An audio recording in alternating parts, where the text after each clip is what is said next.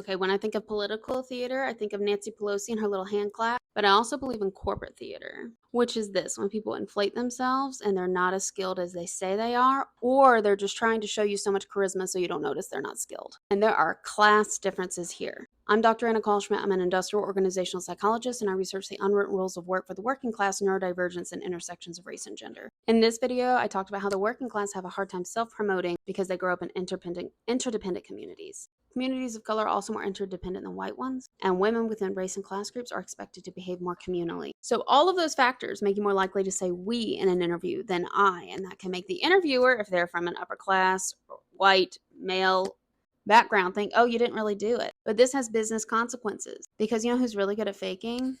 Narcissists, especially in the beginning. You don't find out till after you hire them or promote them. That's part of why there's a disproportionate amount of narcissistic people in leadership than in the rest of us.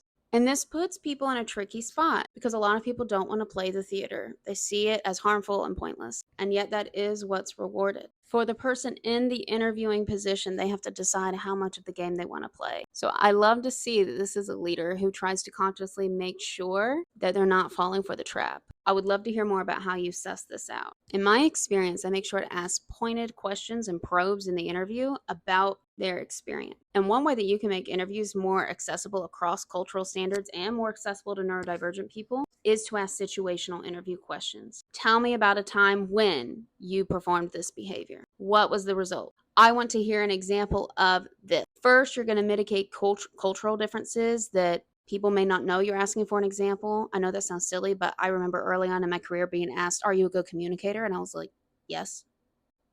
That's what you asked me. Yes, I'm neurodivergent. But once I started my training as an IO psychologist and I learned how we evaluate questions and how we design them in structured interviews, I started realizing I needed to give an example. Examples are possible to fake, but they are harder and it's more easier to notice. It's fine that you want someone with soft skills and who knows how to schmooze with clients, but make sure you're not getting an inflated ego who's going to end up being a pain in your ass later.